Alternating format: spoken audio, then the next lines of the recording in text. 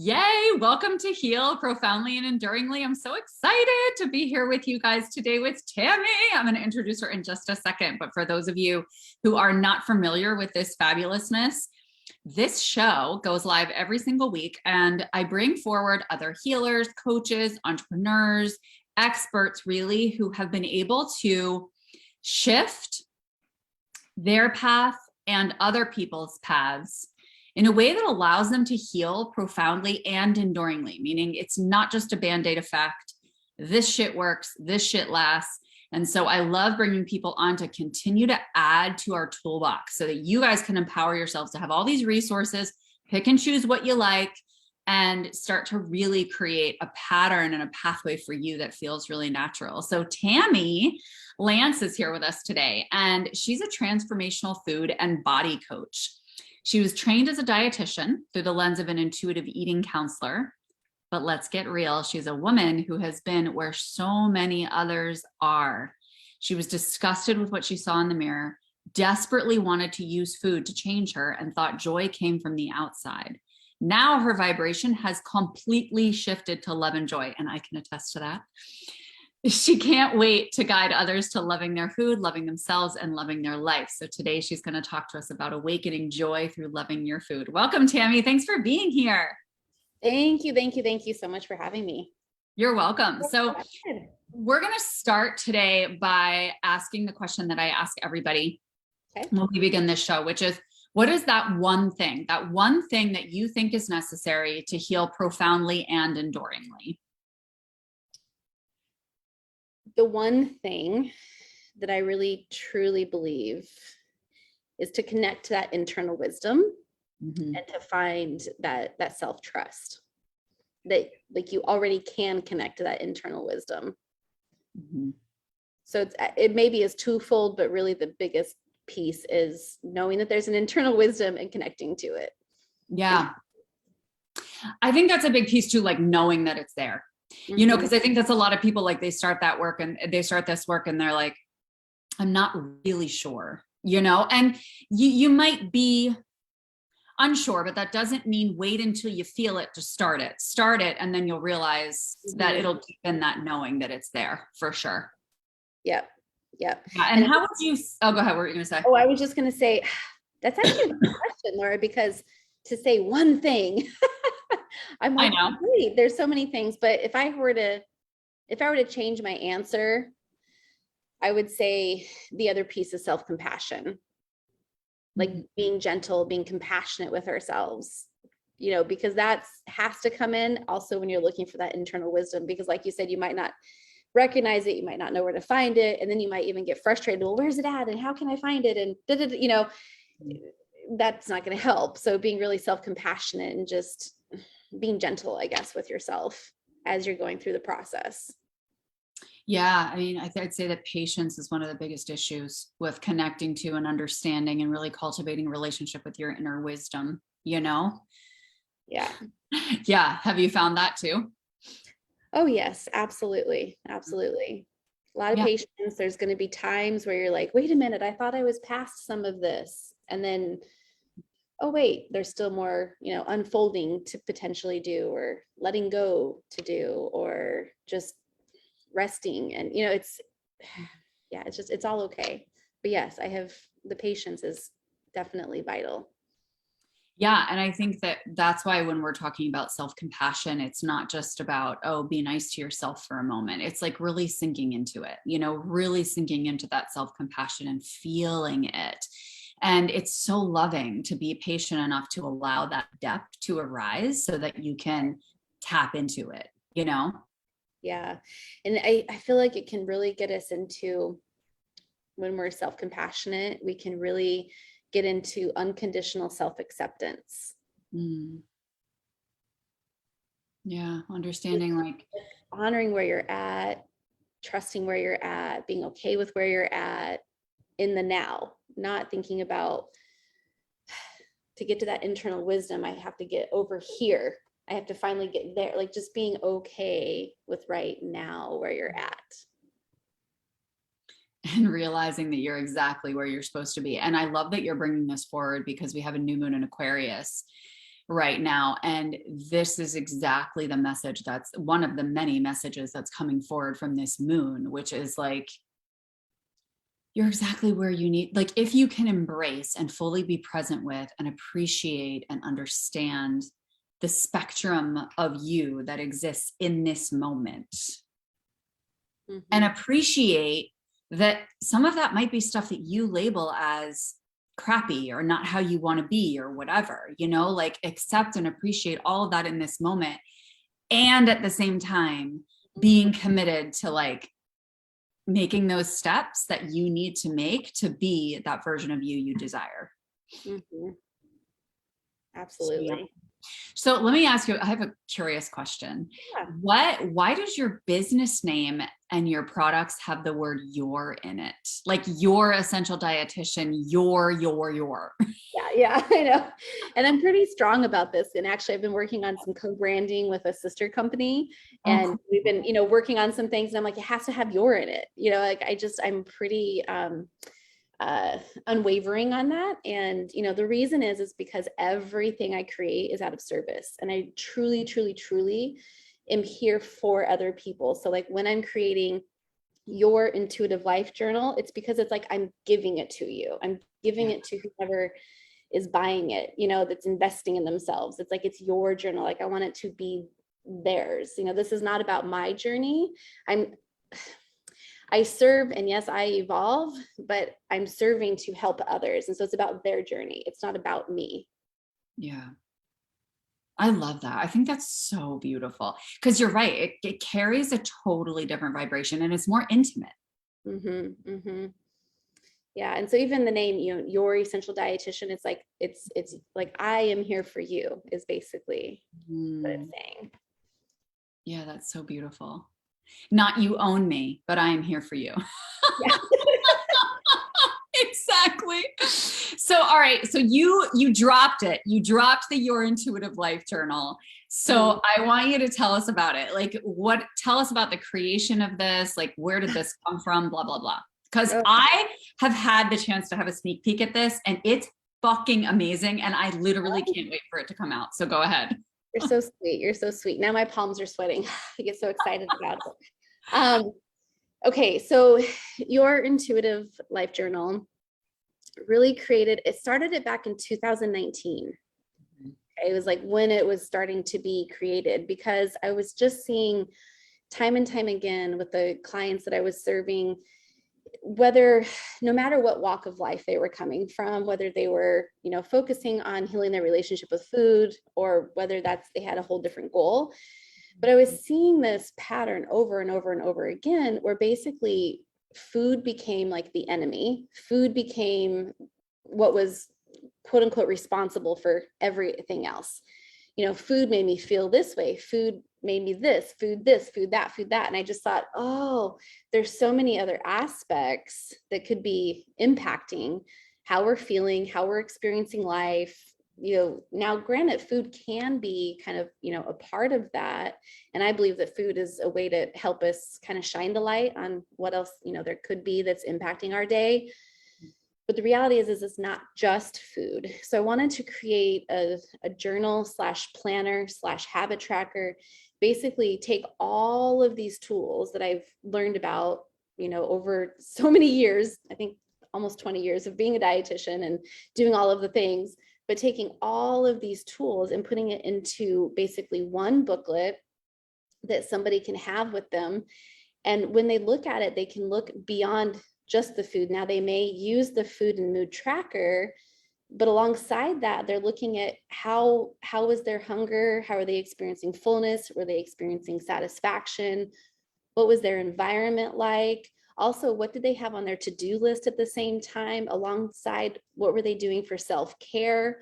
What were their intentions for the day? So it's kind of taking all of that and putting it into one condensed little booklet, and that somebody can look at and kind of reflect back upon and say, oh, these are the patterns that might be coming up for me. It's not just this one experience or this one thing that caused XYZ. It's being able to take all of those tools and look back at patterns to see, where could I maybe make some shifts So it leads with curiosity, and it leads with kind of having more of a, I guess, objective, bird's eye view of like your life experience to then really be able to make some other kind of awareness, thoughts and reflections about it. See, I think this is invaluable, honestly. I mean, I know that you and I connected initially because you found out that I had been an eating disorder specialist for 20 years. And we started talking about this. And honestly, looking for resources for my clients was challenging, and like I would end up trying, I found a couple apps that they could use, but they were fine. But, having that mix of gentleness and compassion, awareness, tracking it, which is necessary, the tracking is necessary, but in a way that's not obsessive, right, and that doesn't make it about the food, but instead makes it about the awareness and about the self-compassion. And so that's why I think, honestly, this is like the most brilliant resource and tool to be able to offer people who are struggling with this, either from a point of, hey, I want to prevent getting to that point, or I'm already way down the rabbit hole and I want to come back, and it would be awesome for you to even, and I don't know if this is already in your plans, but to like market this to eating disorder therapists and eating disorder physicians and things like that, because they need these resources for their clients. Yeah. Well, I'm definitely open to it going, wherever it needs to go. And I kind of trust that it's going to get, where it needs to go. Yeah. And I also know that the next step is going to be creating an app that relates to the journal, because everybody keeps asking me for it. It's not because I wanted to do that. It's because literally almost, and that's what I thought you were going to ask me. I was like, oh, here she goes. She's going to ask me about the app, because I've just been asked that so many times. Yeah. So yes, an app is coming after it's out, after, there's so many other pieces that come in with, publication and all of that. So yes, the app is coming. And then, yeah, absolutely. I mean, I would love to just, whoever needs it is who I want to have get it. That's also extremely fancy and trendy. Like I think about creating an app and I'm like, how the hell would I even begin doing that? Like, technology to me is like, oh girl, I'm not doing it. I'm finding someone else to do it for me. Good. Yeah. And then like just share their name. So if I ever want to do that, maybe I can jump into that. But that's amazing, because I like the fact that you see this as an opportunity that will continue to grow and expand as it's meant to. And I love that people are asking for an app, because what they're saying is, this information is so important to me and I want it at my fingertips. Yeah. You know what I mean? And I will say, yes, I will do the app because everybody's asking me for it. Okay. However, I really, really, truly also believe in the power of actually using the physical journal, because of kind of the catharticism that comes with writing it down. Like it's like the energy is coming from wherever, it's the heart, the brain, the body, wherever it's coming, and it's coming kind of out of that hand, out of the pen, onto the paper, and it's releasing. And yes, it can be helpful in an app to track things, to look at things in terms of just that awareness piece, but in terms of the releasing piece and the whole, like really finding the freedom, that you're really desiring, and that fully awakening of joy that, that I talk about in the journal, I do find that it comes from the writing piece. Yeah, it's funny because I literally just put a tweet on Twitter yesterday, and it was about Twitter. It was about how amazing it feels to me, just because I'm a very sensory person. And for me, it feels so good to write with a good pen, but to write on paper, and like how much that sensory experience just fills my soul. Like it just makes me feel so good and like so soothed. And I think about the app piece. I'm like, well, that's great when people are on the go and running around and going to work and doing their things. And then the journal can be like their evening ritual or something. You know what I mean? Yeah, absolutely. And the journal was created a little bit where some people like to journal in the morning, some people like to journal at night. And so there's kind of space to do it however you want. Cool. And that was taken into account. So it's kind of like it's your journal. Yeah. You figure out how it's going to work best for you. It's not meant to be full of, you must do it this way and you must do it that way. There's just space to explore how you want to do it and how it's going to, work for you, whether that's morning throughout the day, evening, all of the above, whatever works.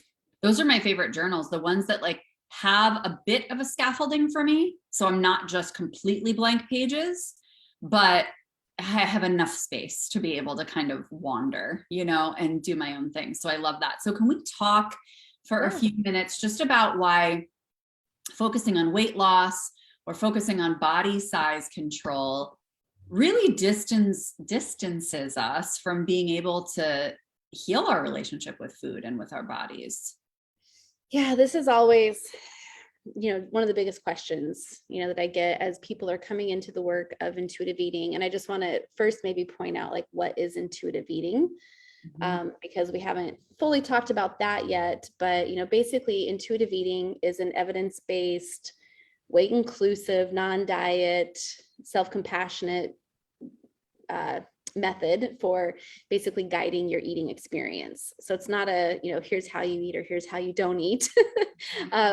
It was developed by two dietitians, Evelyn Tribole and Elise Rush, back in, I think it was like 1995, and it's been revised multiple times, but there's, 10 principles. And so I bring that, kind of into my practice. And so the question I always get is, can you lose weight and do intuitive eating? Or, can you lose weight and, do this process? And I'd like to say it's a short answer, but it's really not. The shortest answer I can give you is that if we're really focused on changing our body, controlling our body, weight loss, we're really thinking in the future of our body. We're thinking about what we want our body to be like in the future, which disallows us from coming into the current moment and to come into what do we need right now in this body, because in this very second, you're not changing your body. No matter how hard you try. You are like, you can want to, and you can desire to, and you can be told that you can, but you cannot change your body in this moment. So when we get into body control and all of that, it's all future based. Yeah. Well, we want our body to be like this. And so if we're thinking about our future body and we're trying to make choices about our future body, it doesn't allow us to listen to the body now. I love that. Does that make sense? Oh, it makes so much sense. I really, really love that. And it's really a fixation. And it's also like this attachment to, if I get to this point, I will then be blank. Right. Happy, joyful, whatever. Which we know from the work that we've both done is that, you can get to whatever size body that you want, but it doesn't mean that you're happy. Like, you think you'll be happy, or you'll think you'll have more mobility, or you'll think you'll have more flexibility, or you'll think you'll have better health, but it doesn't equate to that. Right. Like, you need to figure out now in this moment how to support your body. If you want more, a little bit of flexibility, what can you do with your body now in a very gentle way to support improving your mobility or your flexibility right now? Not do this first and then have what you want. No, what can you do now to have what it is that you desire and that you want to access? Yeah, I love that. I worked with so many patients with symptoms of anorexia and with anorexia, and that was the biggest thing, right? It's like, well, once I get to this weight, or once I get to this number, or once I get to this point, then I'm going to be satisfied. And it's totally an illusion. It's totally an illusion, because, it would just make them angrier and angrier and more nutritionally depleted and less cognitively aware, and they would start to slip away from themselves, but it was that lie that was being told by the mind, and by conditioning and all of the other things that are layered in there. But yeah, it's scary. It's really scary to listen to the mind dictating to you, really, when it comes to this agenda that you have for your body. Like, it's so interesting you're bringing this forward too, because I even think about this in the lens of chronic illness, right? Because I've had that for about 6 years, and I'm healing more and more every day. And for me, when I look at chronic illness, it's like, I can set an agenda that I want to feel better, or that I want to get to a certain point of health or wellness. And what's actually happened more and more, which is what you're just saying, is the more that I accept and appreciate how my body is right now, the better I get. Yeah. Right. And it's so funny too, because it's also accepting and appreciating that we are meant to be in these bodies. Like our souls chose these bodies to do this life with. And so it's like, I'm going to honor my soul by honoring this body and appreciating that whatever it's needing to do for me to be able to bring my lessons forward and be who I'm meant to be, I'm going to wrap my love around. Does that make sense? Oh, absolutely. And that's something that I talk about all the time too, is that our bodies are really here to experience life. Our body gives us the ability to experience our senses. Our body allows us to see and taste and smell and touch and, all of these pieces. And the reality is our bodies change over time. Like we're an evolutionary body, right? We start as an infant. We all started as infants. Nobody got here to where we are at as adults without being an infant, right?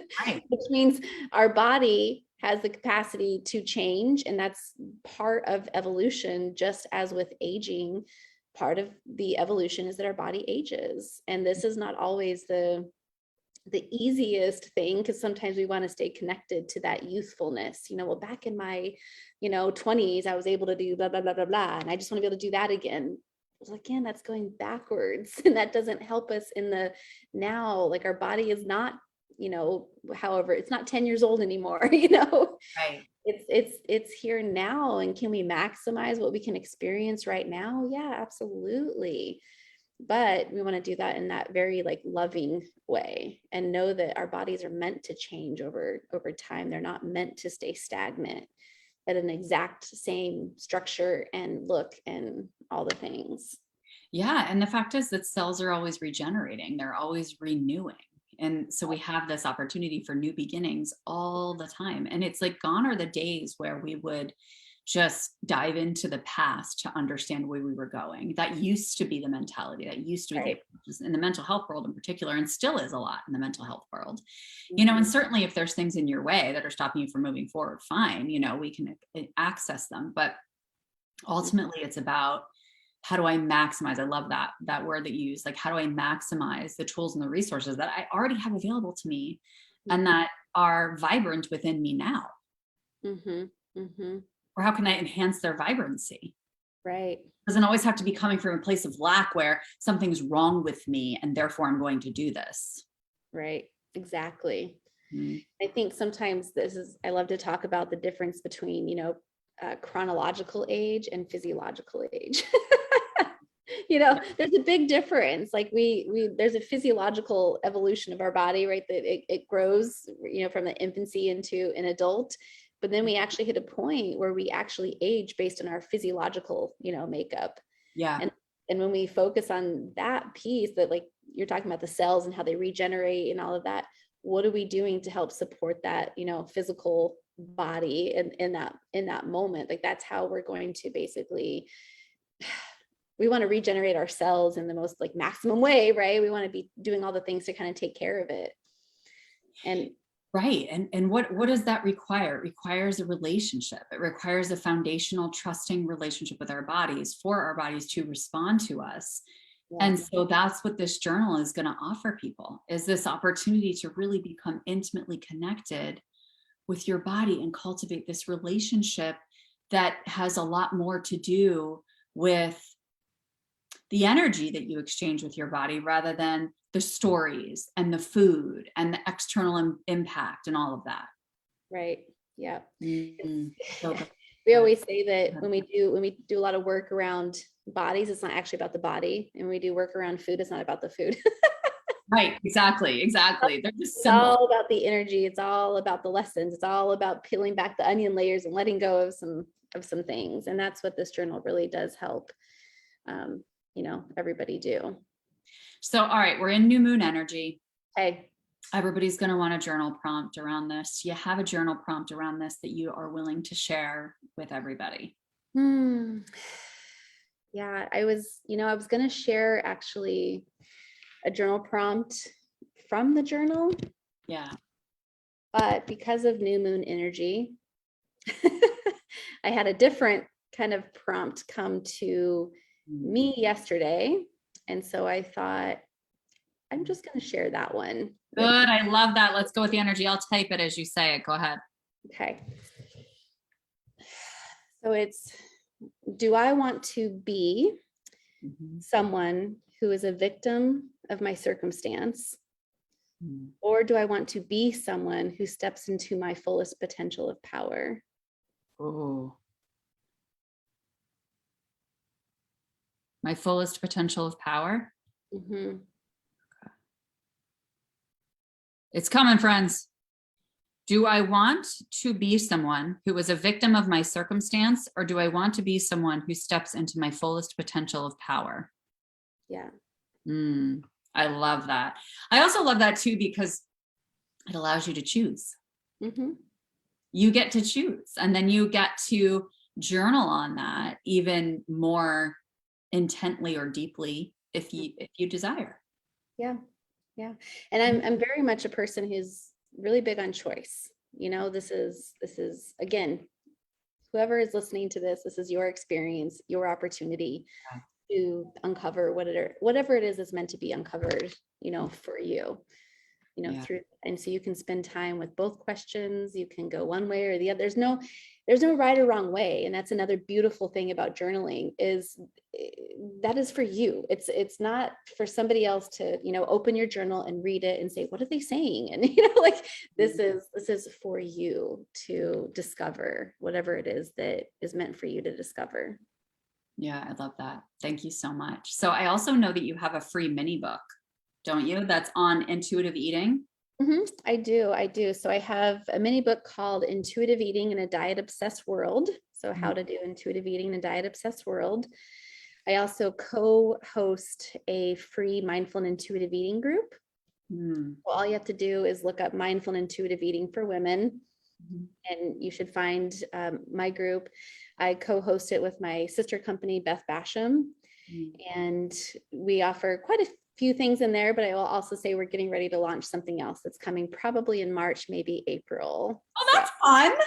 Yeah. So I'm like, if you come in that group, you can find out. And in that group, we're actually doing a training on Wednesday of this week. I'm pulling up the title of it so that I don't forget it or butcher the name of it.